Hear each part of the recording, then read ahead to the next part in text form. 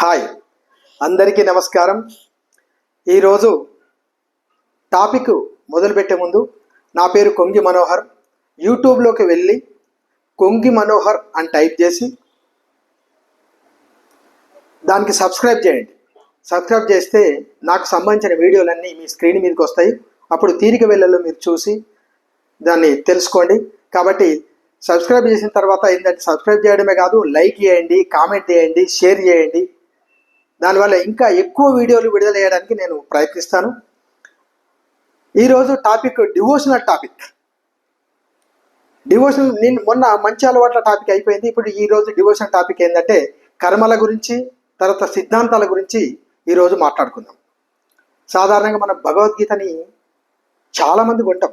దాని మీద గౌరవము, భక్తి ఉంది మనకు. దానిలో ఏమి అనుమానం లేదు. కానీ దాన్ని పూజా గదులు పెట్టి పూజిస్తూ ఉంటాము. దాన్ని ఎన్నడూ తీసి చదవం, కానీ చదవాలి.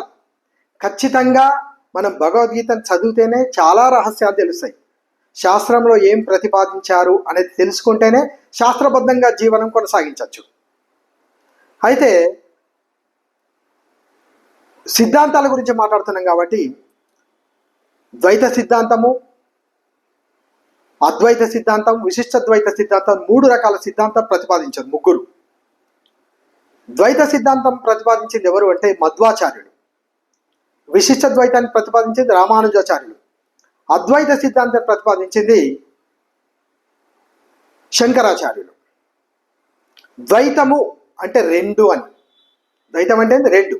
రెండు అంటే ఆత్మ, పరమాత్మ. ఇవి రైలు పట్టాలాగా ఎక్కడ కలవవు అని చెప్పాడు. మళ్ళీ విశిష్ట ద్వైతములో రామానుజాచార్యుడు ఆత్మ, పరమాత్మ, శరీరం 3 వేరువేరే, అవి కూడా కలవవు. అయితే ఆత్మని శరీరంలో ప్రవేశపెట్టి జీవాత్మగా తయారు చేసి విష్ణువుని చేరుకునాలి భక్తి వైరాగ్యంతో. ఆ ద్వైత సిద్ధాంతం మధ్వాచార్యులు ఏమన్నాడు?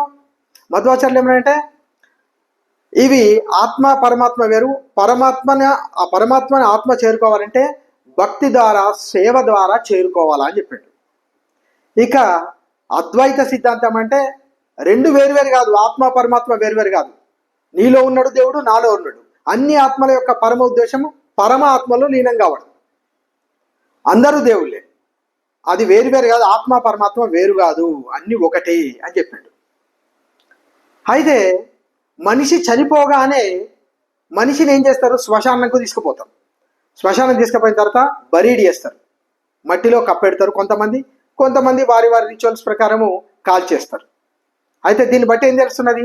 శరీరము అగ్ని కన్నా ఆహుతి అయిపోతున్నది, లేక పశుపక్ష్యాదులకు, క్రిమి కీటకాలకు ఆహుతి అయిపోతున్నది. ఇక అతనికి ఉన్న ఆస్తిపాస్తులు వారసుల పాలైపోతున్నాయి, తర్వాత లేకుంటే గవర్నమెంట్ పాలైపోతుంది. ఇక మిగిలింది ఆత్మ. పాపము పుణ్యము అనే తాళ్లతోని బంధించబడి ఉంటుంది. అన్నమయ్య సినిమాలో ఒక పాటలో ఒక స్టాంజా ఉన్నది. భారపు పగ్గాలు పాప పుణ్యాలు వదలవు నీవవి వద్దనక. అంటే ఈ కర్మలు ఉన్నాయి కదా, మనము పనులు, చేష్టలు అన్ని కర్మలే మనం చేసేది. ఆ కర్మల ఫలితాన్ని మనమే అనుభవించవలసి ఉంటుంది. కాబట్టి ఆ కర్మ ఫలితాలు అనుభవించాలంటే అది ఎట్లా మరి అనుభవిస్తారు? అందులో ఎన్ని రకాల కర్మలు ఉన్నాయి అది తెలుసుకుందాం. ఫస్ట్ 3 రకాల కర్మలు ఉంటాయి. సంచిత కర్మ, ప్రారబ్ధ కర్మ, ఆగామి కర్మ అని 3 రకాలు ఉంటాయి. సంచిత కర్మ అంటే అక్యుములేటెడ్ కర్మ అని, ప్రారబ్ధ కర్మ అంటే ఫ్రూట్ బేరింగ్ కర్మ అని, ఆగామి కర్మ అంటే ఫ్యూచర్ కర్మ. ఆంగ్లంలో చూస్తే మనకు అర్థం తెలిసిపోతున్నది మనకు. అక్యుములేటెడ్ కర్మ అంటే మనం చేసిన అన్ని పనులు, పాపం పుణ్యము అన్నీ చేస్తూ ఉంటాం. ఒకరోజు మంచి పని చేస్తాం, ఒకరోజు చెడ్డ పని చేస్తాం, అన్ని సమాహారం ఉంటాయి కదా. ఆ సమాహారం అంతా గిడ్డంగిలో వస్తువులు పెట్టినట్టుగా, ఒక గిడ్డంగిలో పెట్టబడినట్టుగా సంచితం చేయబడి ఉంటాయి. సంచిత కర్మలన్నీ ఒక దగ్గర ఉంటాయి. ఆ కర్మల్ని ఎప్పుడు అనుభవించాల్సి ఉంటుంది? నెక్స్ట్ జన్మలో అనుభవించవలసి ఉంటుంది. మనం నెక్స్ట్ జన్మలో దాని ఫలితాలు అనుభవించవలసి ఉంటుంది. మనము మంచి కర్మలు చేసామనుకోండి, దాన ధర్మాలు, పుణ్యం చేసే అన్ని పనులు చేసినామనుకోండి, వచ్చే జన్మలో సంపదవంతుగా శ్రీమంతుల ఇంట్లో ఆరోగ్యంగా పుడతారు. తర్వాత ఎవరైతే హాని చేసే కర్మలు అన్ని తప్పుడు పనులు చేస్తారో వాళ్లకు అనారోగ్యంతో పుడతారు, అనుకోకుండా రోగాలు వస్తూ ఉంటాయి వచ్చే జన్మలో. ఈ రకంగా సంచిత కర్మ అది బ్యాంకు బ్యాలెన్స్ అన్నట్టు. ఆ బ్యాంకు బ్యాలెన్స్ ద్వారా బ్యాంకులో ఉంచి ఆ బ్యాంకు నుంచి విడ్రా చేసినట్టుగా ప్రారబ్ధ కర్మ ఉంటుంది కదా, ఫ్రూట్ బేరింగ్ కర్మ, వచ్చే జన్మలో ఆ దానిలోంచి కొంత భాగాన్ని అనుభవించడానికి మనకి ఇస్తాడు. టైం బీయింగ్ మంచి కర్మ చేసినందుకు ఒక గొప్ప వ్యక్తిగా రాణిస్తాడు, సంపదవంతుడిగా రాణిస్తాడు, మంచి ఐశ్వర్యవంతుడిగా పుడతాడు. చెడ్డ కర్మలు చేసిన వాళ్ళు ఏం చేయకుండానే, ఏం తప్పుడు పనులు చేయకుండా అనారోగ్యం పాలైపోతూ ఉంటారు, అంగవైకల్యం పాలైపోతూ ఉంటారు, చాలా కష్టాలు అనుభవిస్తూ ఉంటారు. వారి కర్మలను బట్టి ఈ ఇది ఉన్నది కదా, ప్రారంభ కర్మలో ఏంటంటే ఎంతైతే అనుభవించాలో అవి అనుభవించడానికి డిసైడ్ అయిపోయి ఉంటుంది కాబట్టి అవి అనుభవించవలసి, దాన్ని మార్పు చేయరాదు. It's impossible to change. తర్వాత ఆగామి కర్మ అంటారు. ఆగే కర్మ అంటే ఇప్పుడు మనము చేస్తున్న కర్మలు ఫ్యూచర్లో ప్రతిఫలిస్తాయి కదా, దీన్ని చేంజ్ చేసే అవకాశం ఉంటుంది మనకు.